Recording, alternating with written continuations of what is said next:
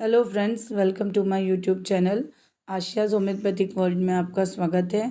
आज हम homeopathic treatment जो वार्ड्स के लिए उपयोगी होते हैं, जो बहुत ही कारगर होते हैं, उनके बारे में बताएंगे। ये ह्यूमन पैपिलोमा वायरस से होता है। मोलस्कम या वेनरल कॉन्डिलोमाटा कहा जाता है। ये इन्फेक्ट करता है जनरली स्किन के टॉप लेयर को, और स्किन के अंदर धीरे धीरे ग्रो करके ये वार्ड के रूप में शक्ल देता है।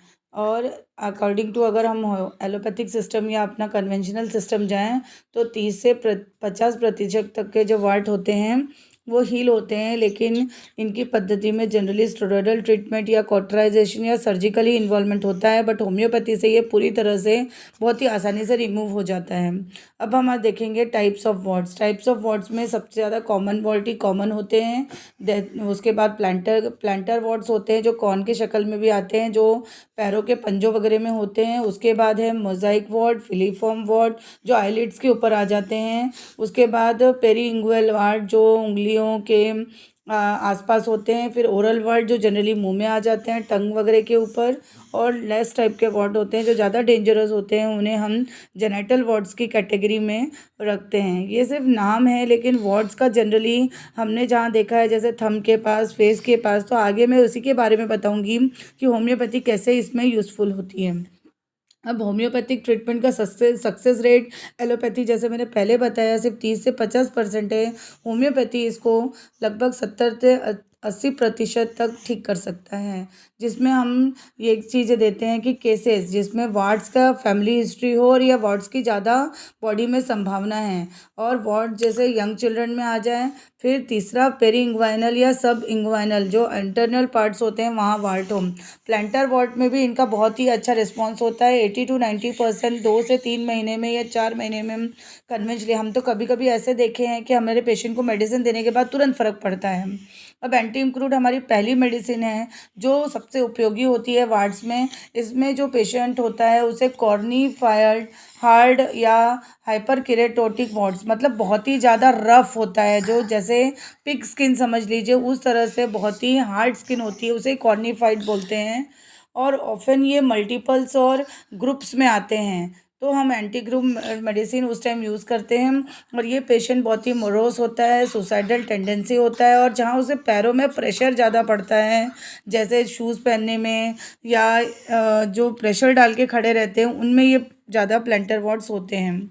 नेक्स्ट हमारी मेडिसिन है नाइट्रिक एसिड। ये भी बहुत ही उपयोगी होम्योपैथिक मेडिसिन है, जो गोल्डन येलो वार्ड के लिए बहुत ही उपयोगी होती है। ये इतनी कॉम्बिनेशन या यूज़फुल मेडिसिन है जिसमें हम चारों पैरों, हाथों और कहीं के भी वार्ड को ट्रीट कर सकते हैं। इसमें पेनफुल फिशर जैसा कट होता है, जहाँ से कभी कभी खून भी निकलता है, तो इसमें हम नाइट्रिक एसिड बहुत ही आसानी से वो दे सकते हैं। और giving the impression of being pierce with a needle, मतलब हमें ऐसा लगता है कि अंदर वहाँ सुई चुभ हो रही है। और ये बहुत ही उपयोगी मेडिसिन है, मतलब वो जो कट होता है वार्ड में वो बहुत ही पेनफुल होता है, तब हम नाइट्रिक एसिड को 30 या 200% पोटेंसी में दे सकते हैं।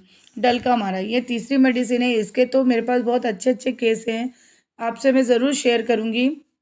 ये जनरली होते हैं जो ये ट्रांसपेरेंट फ्लैट वॉल्ट होते हैं, या सब seborrhoeic wide and soft brownish wart भी हो सकते हैं बॉडी में। सिबोरिक यानी जो स्किन के ऊपर हो, जो यूजली लोकेटेड होते हैं बैक में। और जो मैंने पहले बोला ट्रांसपेरेंट वॉल्ट्स होते हैं फेस। ऐसे ही सेम एक केस आया था मेरे पास जिसमें एक फीमेल को मल्टीपल वार्ड्स थे ऑन फेस और planter surface of the leg, जैसे फुट के ऊपर के भाग में। और डलका मारा के कुछ ही डोजेस से वो पूरी तरह से गायब हो गए और वॉल्ट रिलीफ मिले उसको।